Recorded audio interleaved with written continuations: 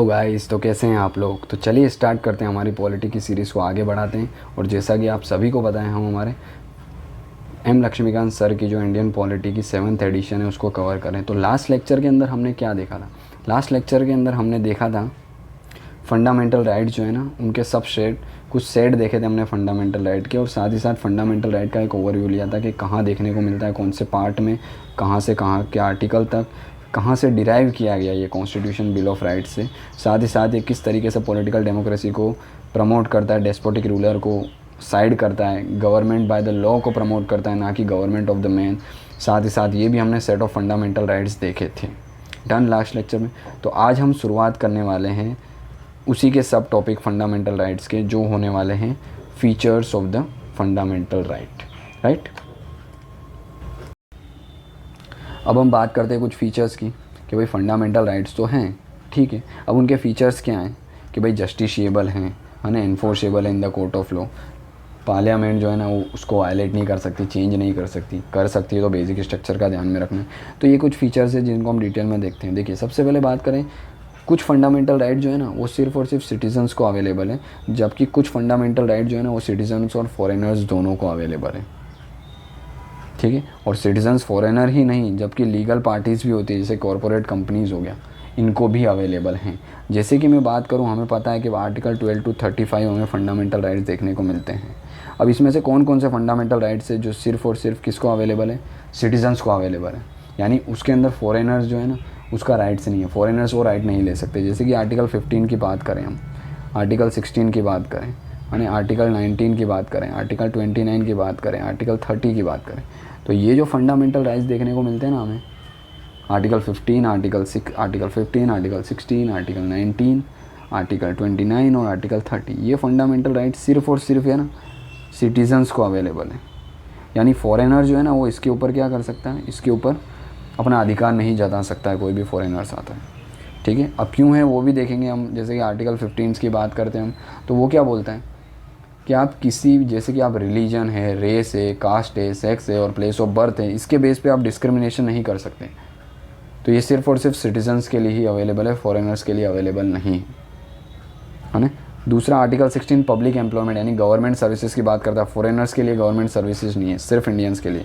Right to speech and expression या freedom of speech and expression सिर्फ और सिर्फ सिटीजन्स के लिए।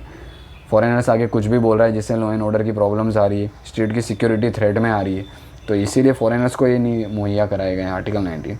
आर्टिकल 29 की बात करें, 29 क्या बोलता है कि जो माइनॉरिटीज़ हैं वो अपने कल्चर को, अपने लैंग्वेज को, अपनी स्क्रिप्ट जो है ना उसको प्रोटेक्ट कर सकती है।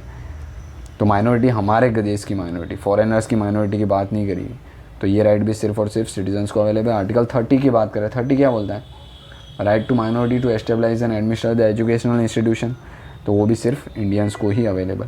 तो ये सर्टेन राइट्स से 5 राइट्स 15, 16, 19, 29 और 30, ये सिर्फ और सिर्फ किसको देखने को मिलते हैं? सिटीजन्स को देखने को मिलते हैं। बाकी के राइट्स जो है ना वो बहुत कॉमन है ना, किस किस के बीच में? भाई सिटीजन्स प्लस नॉन सिटीजन यानी कि फॉरेनर, दोनों के लिए कॉमन है। डन। तो बाकी के जो राइट्स जो है ना वो सिटीजन्स के लिए भी अवेलेबल है, साथ ही साथ फॉरेनर्स के लिए भी अवेलेबल है, और साथ ही साथ कोई कॉर्पोरेट है, कोई कंपनी है, तो उनके लिए भी अवेलेबल देखने को मिलता है। पहला फीचर क्या है? कुछ राइट्स ऐसे हैं जैसे कि 15, 16, 19, 29, 30 जो सिर्फ और सिर्फ सिटीजन्स के लिए, और बाकी सारे राइट्स सिटीजन्स और फॉरेनर दोनों के लिए कॉमन है, और साथ में कंपनी और कॉर्पोरेशन तो है ही। डन। दूसरे फीचर्स की अगर हम बात करते हैं, दूसरा फीचर क्या है कि ये एब्सोल्यूट नहीं है ना। दूसरा फीचर्स क्या बोलते हैं? एब्सोल्यूट नहीं है बट क्वालिफाइड है। इसका मतलब क्या है? एब्सोल्यूट का मतलब होता है कि आपको सिर्फ और सिर्फ ना ये राइट्स प्रोवाइड किए गए, इसके अंदर कोई रीज़नेबल रिस्ट्रिक्शन नहीं है। ये राइट्स को आप बोले किसी और डिसरप्शंस के थ्रू कंप्लीटली अपना राइट जो है ना वो एक्सरसाइज कर सकते हो, उसको बोलते हैं एब्सोल्यूट, है ना। बट ये जो राइट्स है हमारे एब्सोल्यूट नहीं है बट क्वालिफाइड है। इसका मतलब क्या है? कुछ ऐसी रीज़नेबल रिस्ट्रिक्शंस हैं जिसको लॉ के थ्रू इम्पोज किया जा सकता है, और है भी, वो हम देखेंगे। आर्टिकल 19 है, उसके अंदर 6 to 7 रीजनेबल रिस्ट्रिक्शंस आपको देखने को मिलेगी, 6 to 8, है ना। वैसे ही आप दूसरे भी राइट्स देखेंगे उसके अंदर भी आपको रीजनेबल रिस्ट्रिक्शन 15, 16 सब में मिल जाएगी, है ना। तो ये जो राइट्स है ये कंप्लीट नहीं है अपने आप में। इसका मतलब ये एब्सोल्यूट नहीं है कि भाई आपको right to freedom of speech and expression, ये एब्सोल्यूट नहीं है, आप जो चाहे मन फावे वो नहीं बोल सकते। कुछ रिस्ट्रिक्शंस है आपके ऊपर, और रिस्ट्रिक्शन जो है ना वो बताता है कि आपके राइट्स क्वालिफाइड है। डन। तो ये एब्सोल्यूट नहीं है, क्वालिफाइड है। इसका मतलब इसके ऊपर रिस्ट्रिक्शंस देखने को मिलती है। रिस्ट्रिक्शन नहीं देखने को मिलती है तो वो एब्सोल्यूट हो जाते हैं। जैसे कि मैं बात करूँ आर्टिकल 17, है ना, राइट टू अनटचेबिलिटीज़ हो गया, राइट अगेंस्ट अनटचेबिलिटीज़ हो गया। तो ये एक ही राइट ऐसा देखने को मिलता है जो कि फुल्ली एब्सोल्यूट है, बाकी सब जो राइट्स हैं ना वो क्वालिफाइड ही। सो ये एब्सोल्यूट नहीं है, क्वालिफाइड है। साथ ही साथ जो है ना स्टेट जो है ना इन पे रीज़नेबल रिस्ट्रिक्शन डाल सकता है, जो कि हमने बात कर ली। रीज़नेबल रिस्ट्रिक्शन क्या है वो भी हम देखेंगे। साथ ही साथ ऑल ऑफ देम जो है ना, सारे के सारे बात करें हम तो सारे के सारे आप देखेंगे तो ऑल ऑफ देम जो है available against the arbitrary action of the state. साथ ही साथ कुछ ऐसे हैं जो प्राइवेट के एक्शंस के अगेंस्ट भी देखने को मिलते हैं कि भाई राइट टू स्पीच है या freedom of speech and expression जो है अगर स्टेट करने नहीं दे रहा है, ऑब्वियसली बात है आप गवर्नमेंट को क्रिटिसाइज़ कर रहे हो तो हो सकता है कि स्टेट जो है ना आपको क्या करे, डिटेन कर दे, है ना, आपको बोलने नहीं दिया जाए, आपके ऊपर जो है ना यूआपा या एनएसए नेशनल सिक्योरिटी एक्ट के तहत आपके सिडिशंस का चार्ज ठोक दें, ऐसा हो सकता है ना। तो वो जो एक्शंस है ना आर्बिट्री एक्शंस किसकी, स्टेट की, तो उसको रोकता है। और साथ ही साथ कुछ ऐसे राइट्स भी हैं जो प्राइवेट के एक्शंस को भी रोकते हैं। जैसे अब बात करें हम राइट अगेंस्ट अनटचेबिलिटी, अगर कोई प्राइवेट इंडिविजुअल जो है वो आपके साथ भेदभाव कर रहा है, भेदभाव इन द सेंस भाई तू गोरा है, तू काला है ना, तुम तो क्या हो दलित हो, ऐसे कुछ कमेंट कर रहे हैं, आपको क्या करा जा रहा है, जैसे कि कोई गधे के ऊपर बिठा के चप्पलों की माला पहनाई जा रही है ना, रैली निकाली जा रही है, आपको इस गांव में एंटर नहीं होने दिया जा रहा है, यानी एक टाइप के फॉर्म ऑफ अनटचेबिलिटी है। तो अगर प्राइवेट इंडिविजुअल भी ऐसा करता है तो उसके अगेंस्ट जो है ना एक्शन लिए जा सकते हैं। तो सम ऑफ देम मोस्टली आप देखेंगे तो वो स्टेट के खिलाफ है, पर कुछ ऐसे जो प्राइवेट के खिलाफ भी हैं, वो देखेंगे हम कौन से हैं क्या है। देन साथ ही साथ हम देखते हैं कि they are in the negative in the character. इसका मतलब क्या है, ये स्टेट जो है ना इसके ऊपर एक लिमिटेशन डालते हैं कि state should protect the freedom of speech and expression, state should protect equality before law and equal protection of law, state should respect the conviction of offences हो गया अंडर आर्टिकल 20, है ना, state should provide the elementary education हो गया to the children under the age of 16 to 14, है ना, state should do that, state should do that, यानी state के ऊपर क्या बोल रहे हैं, रिस्पॉन्सिबिलिटी डाल रहे हैं हर बात में कि स्टेट को ये भी करना है वो भी करना है, स्टेट को ये नहीं करना है। तो इन शॉर्ट क्या ये नेगेटिव इन द कैरेक्टर बोले जाते हैं, किसके लिए, स्टेट के लिए, जो कि लिमिटेशन पुट करते हैं स्टेट की अथॉरिटी के ऊपर। साथ ही साथ डीपीएसपी का हम देखेंगे ना नेक्स्ट चैप्टर में, तो वो ऐसे होंगे ना जो कि एक पॉजिटिव ऑब्लिगेशन स्टेट को देते हैं, यानी उनका एनफोर्सेबल नहीं, यानी कि उसका वायलेशन अगर स्टेट करता है तो आप कोर्ट में नहीं जा सकते, जबकि फंडामेंटल राइट जो है ना नेगेटिव ऑब्लिगेशन है। इसीलिए नेगेटिव है कि अगर इनका वायलेशन होता है तो कोई भी सिटीजन जो है ना स्टेट के खिलाफ यानी गवर्नमेंट के खिलाफ सीधा कोर्ट में जा सकता है। और ये सारी चीज़ें स्टेट जो है ना फंडामेंटल राइट के तहत सारी चीज़ें स्टेट को प्रोवाइड करवानी ही है अपने सिटीजन्स को। तो हम बोल सकते हैं कि भाई जो फंडामेंटल राइट हैं ये क्या है, नेगेटिव ऑब्लिगेशन है स्टेट के ऊपर। और डीपीएसपी जो है directive principle of state policy, ये क्या होते हैं, सर्टेन प्रिंसिपल्स होते हैं जो स्टेट जब भी लॉ बनाता है या पार्लियामेंट लॉ बनाती है तो उनको अपने लॉ के अंदर इम्बाइब करने होते हैं। क्या होते हैं, कैसे होते हैं, हम सारी चीज़ें देखेंगे फ्यूचर में नेक्स्ट चैप्टर के अंदर। तो डीपीएसपी पॉजिटिव ऑब्लिगेशन है, जबकि फंडामेंटल लाइन नेगेटिव ऑब्लिगेशन देखने को मिलते हैं on the authority of the state, है ना। साथ ही साथ ये जस्टिशिएबल हम देख चुके हैं, आप सीधा कोर्ट में जा सकते हैं इनके एनफोर्सिएबल के लिए अगर इसका वायलेशन देखने को मिलता है। प्राइवेट सिर्फ और सिर्फ स्टेट ही नहीं, प्राइवेट के खिलाफ भी जा सकते हैं कुछ राइट्स के लिए। डन। तो ये कुछ फीचर्स देखने को मिलते हैं। साथ ही साथ और भी फीचर्स देखें हम, और भी फीचर्स देखते हैं। जैसे कि बात करें हम फीचर्स के अंदर, सबसे पहला अगर नेशनल इमरजेंसी होती है तो आपके जो राइट्स हैं ना उनका एनफोर्समेंट हो गया वो कैंसिल किया जा सकता है। यानी कि एकदम नेशनल इमरजेंसी क्या है हम देखेंगे आर्टिकल 352 के तहत नेशनल इमरजेंसी है, देखेंगे क्या होती है कैसे होती है नेशनल इमरजेंसी वाले चैप्टर के अंदर, इमरजेंसी वाले चैप्टर के। तो अगर नेशनल इमरजेंसी इन्फोर्स की जाती है तो ये राइट जो है ना आपके इनका इन्फोर्समेंट जो है ना वो कैंसिल हो जाएगा, फिर आप कोर्ट में नहीं जा सकते एक्सेप्ट दो आर्टिकल है, आर्टिकल 20 एंड 21। इन दो आर्टिकल को छोड़ के नेशनल इमरजेंसी के दौरान क्या होंगे, सारे राइट्स आपके सस्पेंड कर दिए जाएंगे। 21 क्या बोलता है, protection of life and the personal liberty, most important है। अगर लाइफ ही नहीं होगी तो इमरजेंसी हो चाहे कुछ भी हो क्या फ़र्क पड़ता है, इंसान ही नहीं रहेगा, उसकी लाइफ ही नहीं रहेगी, तो फिर राइट्स का क्या मतलब रहेगा, है ना। आर्टिकल 20 की बात करें तो वो क्या बोलता है कि आपको कन्विक्ट कर दिया गया है तो ऑफेंसेस के अंदर आपको सज़ा दी जाएगी, तो उसके अंदर आपको कुछ राइट्स दिए जाएंगे जो कि आपको प्रोटेक्ट करेंगे। जैसे कि आपको एक ही कानून के लिए यानी कि एक ही गुनाह के लिए 2 बार सज़ा नहीं दी जाएगी, है ना। इसको अपने नोट डबल जियोपाडाई भी कहते हैं। अगर क्रिमिनल लॉ है तो जब क्रिमिनल लॉ इम्प्लीमेंट किया गया उसके बाद से आपको सज़ा मिलेगी उसके तहत। अगर उसके पहले आपने कोई क्राइम किया और तब लॉ नहीं था तो आपको सज़ा नहीं मिलेगी।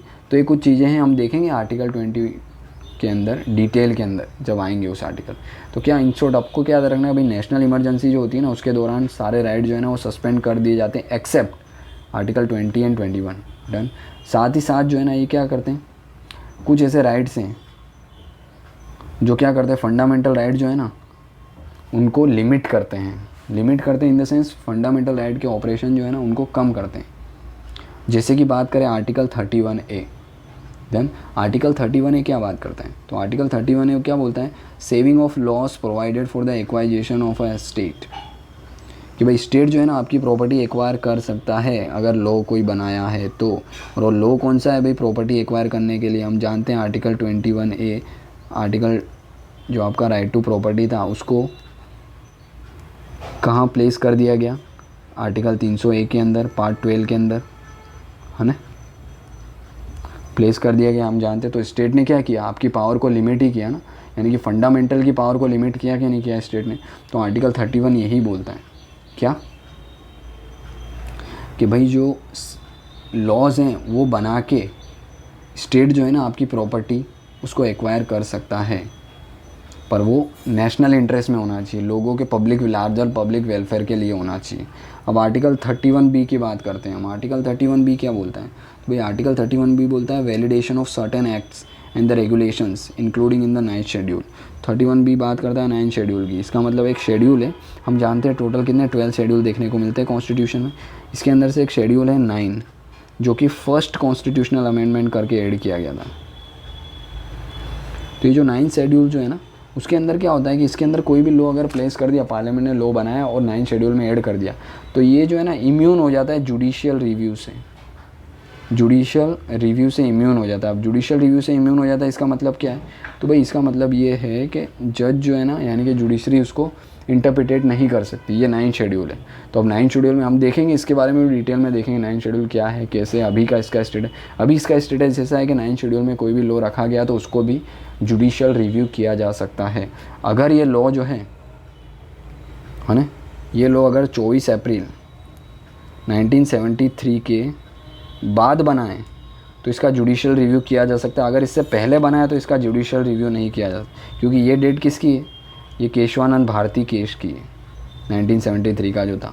तो उसके बाद से बेसिक स्ट्रक्चर की डॉक्ट्राइन है, और बेसिक स्ट्रक्चर के तहत क्या, अगर लॉ बेसिक स्ट्रक्चर को वायलेट करता है तो उसका जुडिशियल रिव्यू किया जा सकता है। तो ये डेट है, इसको भी देखेंगे हम आगे।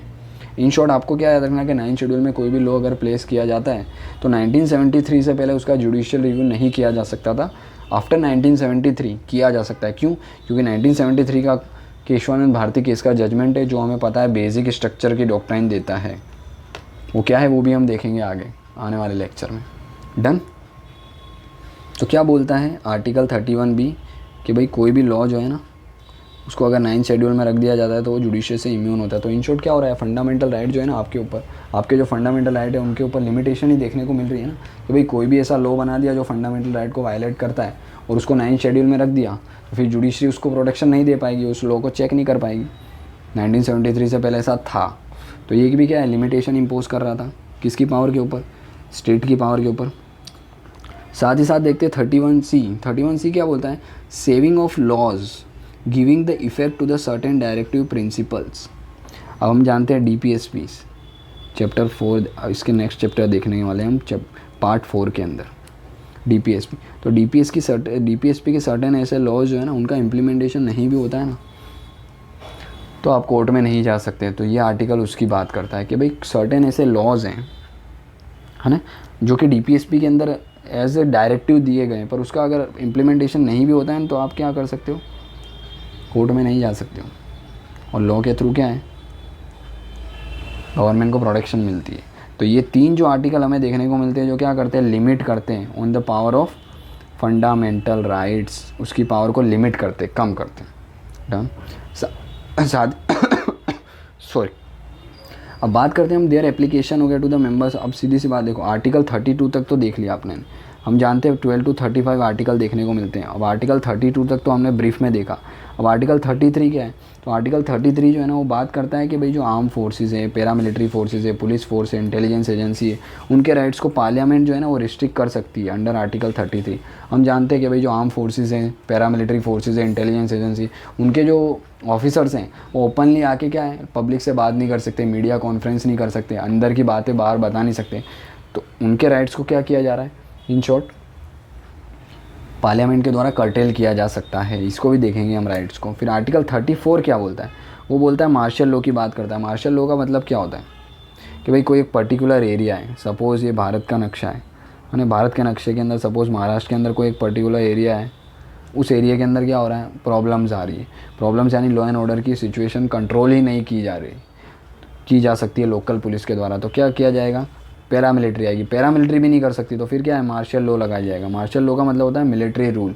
उसमें क्या होता है, वहाँ की जो सिविलियन गवर्नमेंट है, उस एरिया के लिए जो सिविलियन गवर्नमेंट है वो सस्पेंड हो जाती है। यानी उस एरिया में सिविलियन गवर्नमेंट जो है ना वो सिटीजन्स को गवर्न नहीं करेगी, जबकि मिलिट्री करेगी। मिलिट्री के पास ऑल द मोर पावर्स देखने को मिलती है। वो क्या कर सकती है, किसी के भी घर पे जाके सर्च एंड रेस्क्यू कर सकती है, उसको कोई सस्पिशन देखने को मिलता है ना, किसी को भी डिटेन कर सकती है, इवन फायर भी किया जा सकता है, समझ रहे, किसी को किल भी किया जाता है सस्पिशन के डाउट पे। तो ये मार्शल लॉ है जो अभी तक हमारी कंट्री के अंदर इम्पोज नहीं किया गया। इसीलिए एग्जैक्टली क्या है ये डिटेल में हमें नहीं पता, पर एक ओवरव्यू हम बोल सकते हैं कि भाई मिलिट्री के हाथ में जो है ना वो पावर देखने को मिलती है, सिविलियन गवर्नमेंट वहाँ की डिसमेंटल हो जाती है, या सिविलियन गवर्नमेंट उस पर्टिकुलर एरिया के अंदर क्या फंक्शन नहीं करती, मिलिट्री देखती है सर। तो आर्टिकल 34 क्या बोलता है, मार्शल लॉ की बात करता है। आर्टिकल 35 की बात करें हम तो ये क्या बोलता है कि सर्टेन लॉ जो है ना पार्लियामेंट के सबसे पहली बात तो करें, आर्टिकल 35 भी पार्लियामेंट को पावर देता है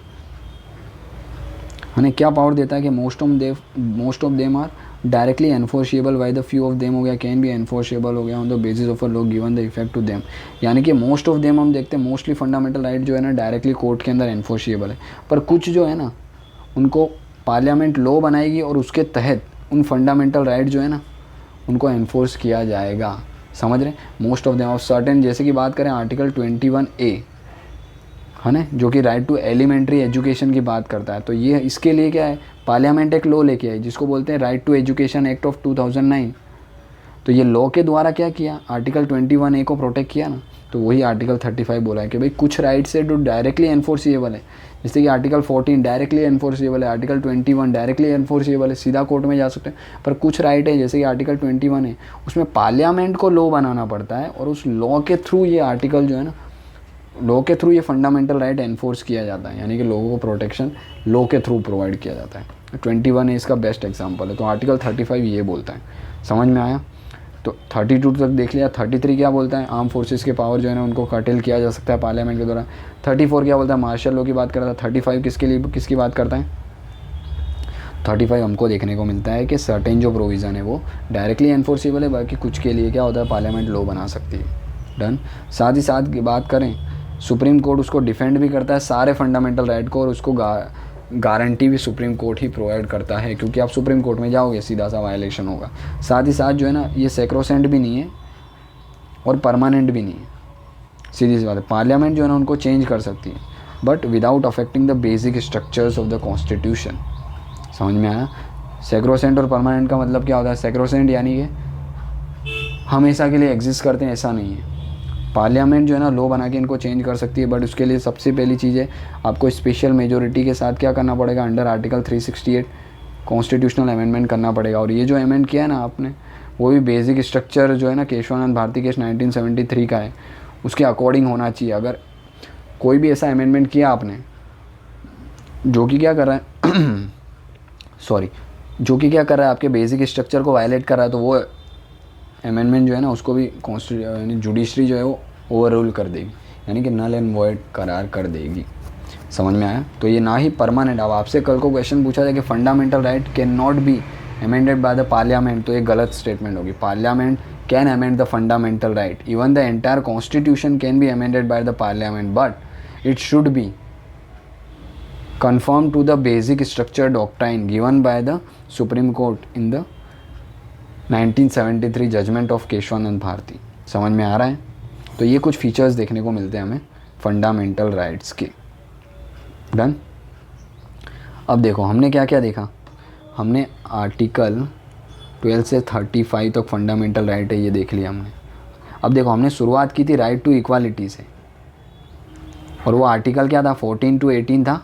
उसके बाद हम कंटिन्यू हुए 32 तक, राइट टू कॉन्स्टिट्यूशनल रेमेडी। उसके बाद हमने देखा 33 क्या है कि भाई पार्लियामेंट जो है वो आर्म फोर्सेस के पावर को कटेल कर सकती है। 34 देखा मार्शल लॉ। 35 देखा कि कुछ ऐसे लॉज हैं जो डायरेक्टली एनफोर्सेबल है, कुछ फंडामेंटल राइट डायरेक्टली एनफोर्सेबल है, कुछ फंडामेंटल राइट के लिए पार्लियामेंट को लॉ बनाना पड़ेगा, है ना। पर आर्टिकल फंडामेंटल राइट जो है वो तो 12 to 35 है, पर शुरुआत तो हमने 14 से की और 35 तक ले लिया। तो ऊपर के 12 और 13 भी आर्टिकल हैं। अब 12 और 13 आर्टिकल्स क्या बोलता है, तो उसमें से जो 12 आर्टिकल जो है ना वो स्टेट की डेफिनेशंस देता है कि भाई स्टेट क्या होता है ना। तो पार्ट 3 का ही पार्ट है ना। और 12 आर्टिकल जो है ना वो स्टेट की डेफिनेशन देता है। अब स्टेट क्या होता है, स्टेट इंक्लूड व्हाट, सबसे पहला government and the parliament of India. Parliament of India यानी कि लेजिस्लेचर जो कि लॉ बनाती है। गवर्नमेंट यानी कि ministers, council of minister headed by the prime minister. तो ये दोनों जो है ना वो किसके अंदर आते हैं, स्टेट के अंदर आ जाते हैं डेफिनेशन में। गवर्नमेंट ऑफ द स्टेट है ना, गवर्नमेंट ऑफ द स्टेट यानी कि council of minister and headed by chief minister. Legislature यानी कि लेजिस्लेटिव असेंबली हो गया of the respective state. All the local body, panchayat, municipalities, board, है ना। पंचायत हो गई आपकी, म्यूनसिपालिटीज़ हो गई, बोर्ड हो गई, साथ साथ आपका कोई भी इम्प्रूवमेंट ट्रस्ट बनाया है सरकार ने, तो ये सारी चीज़ें भी लोकल अथॉरिटीज़ की आ जाती है और इन सभी को स्टेट के अंदर इंक्लूड कर लिया जाता है। अदर अथॉरिटीज़ की बात करें, कोई भी स्टेचूटरी नॉन स्टेचूटरी बॉडी बना दी, जितने भी है ना गवर्नमेंट के PSUs है, जैसे कि LIC ONGC हो गया, steel authority of India limited हो गया, सेल हो गया, तो ये सारी चीज़ें जो है ना सारे के सारे वो स्टेट के अंदर आते हैं। और आर्टिकल 12 जो है ना वो स्टेट को डिफ़ाइन करता है और ये सारी चीज़ें स्टेट के अंदर देखने को मिलती है। डन। यानी कि स्टेट को हम बोल सकते हैं एक वाइडर सेंस के अंदर डिफ़ाइन किया गया है कि स्टेट क्या है, सेंटर भी है, स्टेट भी है, म्यूनसिपालिटीज़ भी है, लोकल बॉडीज़ भी है, और साथ ही साथ हो गया हमारे PSUs वगैरह भी, सारी चीज़ें कवर होती है स्टेट के अंदर। ठीक है। और इसका मतलब क्या है, ये सारी जो एजेंसी है ये कोई भी ऐसा एक्ट करती है जो फंडामेंटल राइट्स को वायलेट करता है, तो आप सीधे क्या कर सकते हो, कोर्ट के अंदर पहुंच सकते हो, इवन सुप्रीम कोर्ट के अंदर डायरेक्ट जा सकते हो। डन। तो आर्टिकल 12 ये बात करता है और ये भी बोलता है कि अब प्राइवेट बॉडी भी वायलेट करती है तो भी आर्टिकल 12 के तहत आप क्या आ सकते हो। कोई प्राइवेट बॉडी ऐसी है जिसको स्टेट थोड़ा कंट्रोल कर रहा है, एड दे रहा है, तो वो प्राइवेट बॉडी भी अगर वायलेट करती है आपके फंडामेंटल राइट तो भी आप जा सकते हो। ठीक है। कोई भी प्राइवेट बॉडी है जो कि स्टेट के इंस्ट्रूमेंट की तरह काम कर रही है, अगर वो वायलेट करती है आपका फंडामेंटल राइट तो भी आप कोर्ट में जा सकते हो। डन। तो आर्टिकल 12 क्या करता है, डेफिनेशन ऑफ स्टेट देता है और ये सारे स्टेट का पार्ट देखने को मिलते हैं।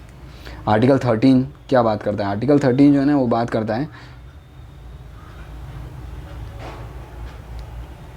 देखिए आर्टिकल 13 क्या बात करता है, एक मिनट। आर्टिकल 13 क्या बात करता है, सबसे पहले हम बात करते हैं भाई कोई भी लॉ जो है वो अगर फंडामेंटल राइट जो है ना उसके कंसिस्टेंट नहीं है, यानी कि फंडामेंटल राइट जो है ना उससे मिल नहीं रहा है, अनकंसिस्टेंट है, यानी कोई भी ऐसा लॉ है जो फंडामेंटल राइट जो है ना उसके अबोव है, उसको वायलेट कर रहा है, तो वो जो राइट जो होगा ना वो क्या होगा, वॉइड होगा। वॉइड होगा इसका मतलब क्या है, अनकॉन्स्टिट्यूशनल होगा। अनकॉन्स्टिट्यूशनल होगा यानी कि जुडिशरी उसको क्या करेगी, स्ट्रक डाउन करेगी और उसका इन्फोर्सेबल नहीं होगा। तो आर्टिकल 13 यही बोलता है कि कोई भी लॉ है जो कि इनकंसिस्टेंट है विद द फंडामेंटल राइट, तो वो जो है ना वो लॉ जो है ना इन्फोर्सेबल नहीं है, उसको नल एंड वॉइड यानी कि स्ट्रक डाउन कर देगी जुडिशरी। ठीक है। तो हम एक्सप्रेसिवली हम बोल सकते हैं कि ये लॉ क्या कर रहा है, हमको एक जुडिशियल रिव्यू की बात कर रहा है, एक जुडिशियल रिव्यू प्रोवाइड कर रहा है, हम ऐसा बोल सकते हैं एक्सप्रेसिवली।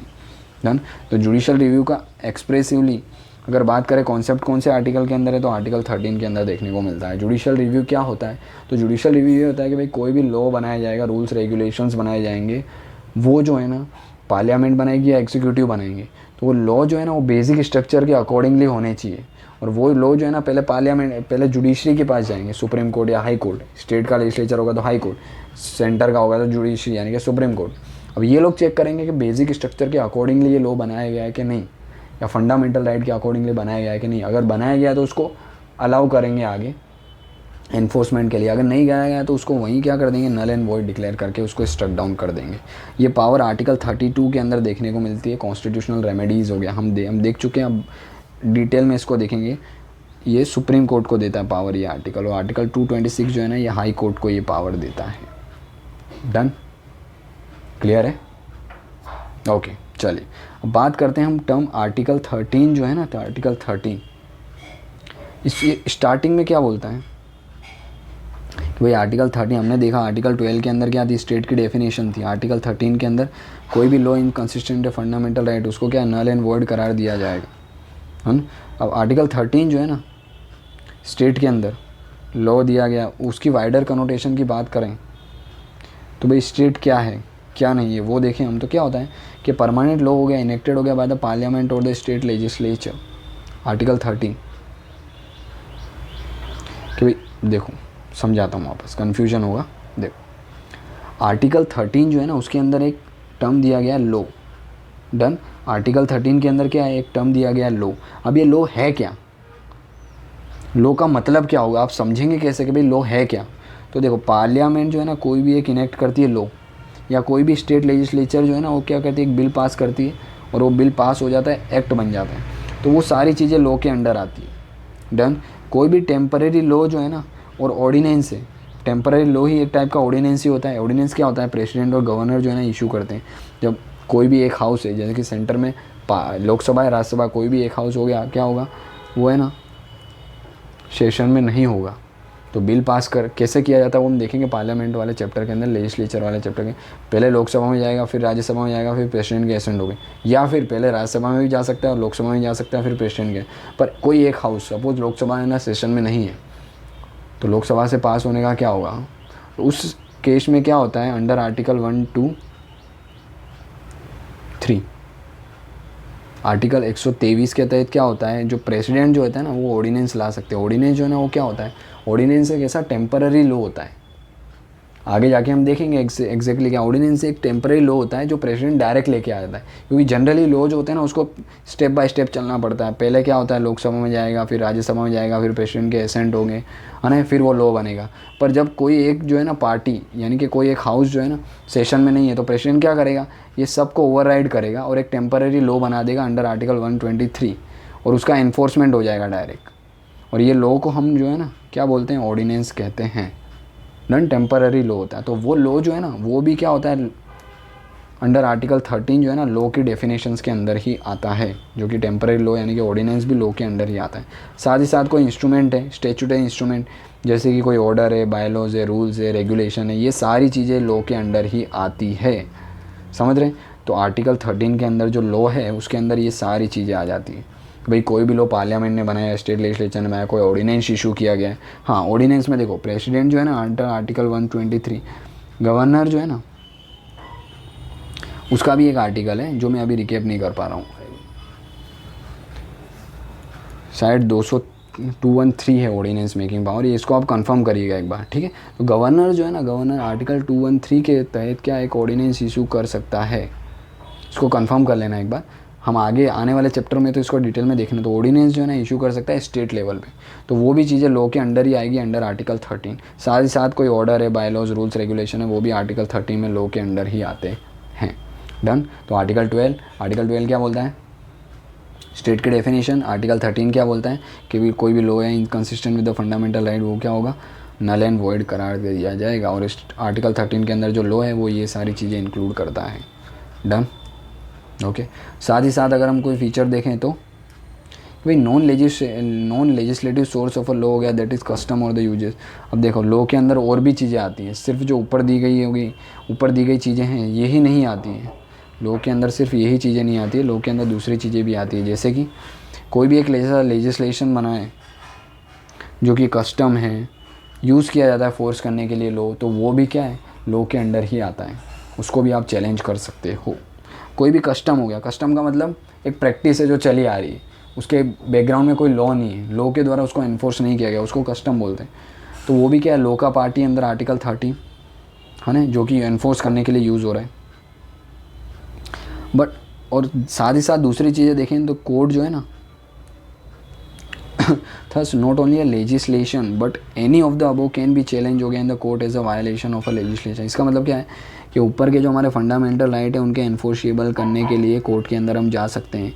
तो ये ऊपर दिए गए सारी चीज़ें जो है ना, अगर इनका वायलेशन, अगर ये सारी चीज़ें भी देखने को मिलती है ना, वायलेट करती है फंडामेंटल राइट को, ये सारी चीज़ें भी क्या करती है, वायलेट करती है, तो भी आप क्या है, कोर्ट में जा सकते हो। ये भी आपके पावर के अंदर है, क्योंकि लॉ के अंदर ये सारी चीज़ें आ जाती हैं। डन। अब देखिए आर्टिकल 13 देखेंगे ना, तो इनिशियली क्या था कि भाई कोई भी है ना कॉन्स्टिट्यूशनल अमेंडमेंट करा जाएगा ना अंडर आर्टिकल 13, तो उसको आप चैलेंज नहीं कर सकते कोर्ट में। इनिशियली ऐसा था, पर हमको पता है केशवानंद भारती केस का जजमेंट जो 1973 का सुप्रीम कोर्ट ने दिया था, उसके बाद क्या आता है, कोई भी लॉ जो है ना, कॉन्स्टिट्यूशनल अमेंडमेंट है या कोई भी लॉ है, अगर वो बेसिक स्ट्रक्चर को फॉलो नहीं करता है तो जुडिशरी जो है ना उसको वॉइड करार दे सकती है, यानी उसको स्ट्रक डाउन कर सकती है, उसका इन्फोर्सेबल ख़त्म, उसको सीधा डस्टबिन में डाल देगी जुडिशरी। तो 13 बोला जाता था कि इनिशियली हो गया लॉ के अंदर जो भी चीज़ें अमेंड, यानी कि कोई भी चीज़ें अमेंड करके ऐड की गई तो वो जुडिशियल रिव्यू उसका नहीं किया जाएगा इनिशियली। पर 1973 का जजमेंट आता है, 73 के बाद से कोई भी ऐसी चीज़ें जो कि बेसिक स्ट्रक्चर, यानी कोई भी ऐसा अमेंडमेंट है जो कि बेसिक स्ट्रक्चर को वायलेट करता है, तो उसको सीधा क्या कर सकते हो आप, नल एंड वॉइड करार कर सकते हो। किसके द्वारा, सुप्रीम कोर्ट कर सकता है। डन। आर्टिकल 13 ये बात करता है। तो समझ में आया आप लोगों को। एक ये ब्रीफ ओवरव्यू था जिसके अंदर हमने क्या क्या चीज़ें देखी। तो भाई फंडामेंटल राइट की शुरुआत की हमने, और इसके अंदर देखा हमने कि सबसे पहले फंडामेंटल राइट होते क्या हैं, है ना, ये किस पार्ट के अंदर मेंशन किए गए, कॉन्स्टिट्यूशन में इनके प्रोविज़न कहाँ हैं, article 12 to 35, bill of right USA से लिए गए, है ना, एक कॉम्प्रिहेंसिव देखने को मिलते हैं हमें ये लोग, और कुछ जस्टिशिएबल भी है साथ ही साथ, है ना, गवर्नमेंट को बताते हैं, ये पॉलिटिकल डेमोक्रेसी को प्रमोट करते हैं। कौन कौन से फंडामेंटल राइट है, ब्रीफ में देखा हमने ये सारी चीज़ें कि भाई 7 इनिशियली थे, अब प्रेजेंटली 6 देखने को मिलते हैं। राइट टू प्रॉपर्टी डिलीट कर दिया गया था bye 44th constitutional amendment, 300A part 12 के अंदर उसको ऐड किया गया था। कुछ हमने फीचर्स देखे फंडामेंटल राइट के कि भाई जस्टिशिएबल है, नेगेटिव ऑब्लिगेशन है स्टेट के ऊपर, स्टेट की आर्बिट्री एक्शन जो है ना उसको कर्व करते हैं ये, है ना, स्टेट जो अब सीधा ये एब्सोल्यूट भी नहीं है ना, और ना ही क्वालिफाइड है, इसमें रीजनेबल रिस्ट्रिक्शन इम्पोज किया जा सकता है। कुछ सिटीजन्स के लिए अवेलेबल है और कुछ फॉरेनर्स और सिटीजन्स दोनों के लिए अवेलेबल है। आर्टिकल 15, 16, 19, 29, 30 हो गया, वो सिर्फ और सिर्फ सिटीजन्स के लिए अवेलेबल है और बाकी दोनों के लिए अवेलेबल है। इसके अंदर और भी देखा हमने कि भाई नेशनल इमरजेंसी होती है तो उसमें फंडामेंटल राइट जो है उनका एनफोर्समेंट कैंसिल हो जाता है, सस्पेंड नहीं होते हैं आर्टिकल, याद रखना, उनका एनफोर्समेंट जो है ना वो सस्पेंड हो जाता है। आर्टिकल तो एज इट इज़ रहेंगे ना यार फंडामेंटल में during national emergency, except article 20 and 21। साथ ही साथ देखा हमने कि ये जो 3 आर्टिकल थे वो क्या करते हैं, फंडामेंटल राइट जो है ना उसकी पावर को कर्व करते हैं, कैसे, तो वो भी देखेंगे आप। साथ ही साथ देखा कि हमने आर्टिकल 33 के अंदर हमें देखने को मिलता है कि आर्म फोर्सेस के पावर को कर्व किया जा सकता है उनके फंडामेंटल राइट को पार्लियामेंट के द्वारा। साथ ही साथ देखा आर्टिकल 34 के अंदर हमने मार्शल लॉ देखा। 35 के अंदर हम देखते हैं कि कोई भी, अब कुछ ऐसे राइट्स हैं जिनको डायरेक्टली इन्फोर्स किया जा सकता है, कुछ ऐसे हैं जिनको पार्लियामेंट्री लॉ के द्वारा इन्फोर्स किया जा सकता है। डन।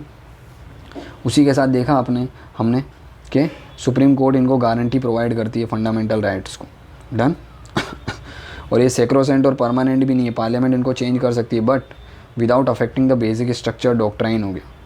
डन। बेसिक स्ट्रक्चर तो एज इट इज़ होना ही चाहिए। डन। उसके बाद हमने देखा डेफिनेशन ऑफ ए स्टेट जो अंडर आर्टिकल 12 के अंदर देखने को मिलती है, ये सारी चीज़ें स्टेट्स के अंदर आती है। डन।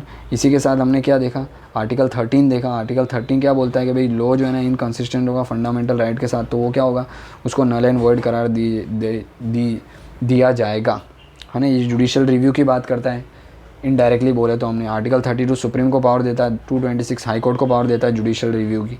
फिर हमने देखा कि टर्म जो आर्टिकल 13 के अंदर लॉ जो है ना वो इंक्लूड वॉट, ये सारी चीज़ें लॉ के अंदर ही आती है और इनका वायलेशन आप डायरेक्ट क्या कर सकते हो, कॉन्स्टिट्यूशन चैलेंज कर सकते हो सुप्रीम कोर्ट के अंदर। डन। तो ये हमने एक ब्रीफ ओवरव्यू लिया फंडामेंटल राइट्स का। आई होप आपको ये लेक्चर बहुत ही अच्छा लगा होगा, एक अंडरस्टैंडिंग आपकी एक डेवलप हुई होगी, राइट, और आपको कुछ ना कुछ जानने को मिला है और मैं आशा करता हूँ कि बहुत कुछ आपको जानने को मिला और आने वाले लेक्चर्स में और भी बहुत कुछ देखने को मिलेगा। तो अगर आपको ये लेक्चर अच्छा लगा हो तो प्लीज़ लाइक करें, शेयर करें और सब्सक्राइब ज़रूर कर लें ताकि आने वाली वीडियो लेक्चर की नोटिफिकेशन जो है ना आपको कंटिन्यू मिलती रहे, है ना। और कुछ भी इम्प्रूवमेंट या कुछ भी आपको क्वेरी देखने को मिलती है तो प्लीज़ कमेंट बॉक्स में पोस्ट करिए ताकि हम उसको भी रिजॉल्व कर सकें, है ना। और ये इनिशिएटिव आपके लिए है तो प्लीज़ सपोर्ट करिए ताकि हम ज़्यादा से ज़्यादा इसको स्प्रेड कर सकें। डन। तो बस इसी के साथ हम आज के लेक्चर को यहीं एंड करेंगे। नेक्स्ट लेक्चर से हमारे जो सेट ऑफ फंडामेंटल राइट है वहाँ से हम शुरुआत कर देंगे, article 14 to 80 right to equality देखेंगे। डन। बस तो तब तक के लिए हम लेक्चर को एंड करते हैं और जय हिंद।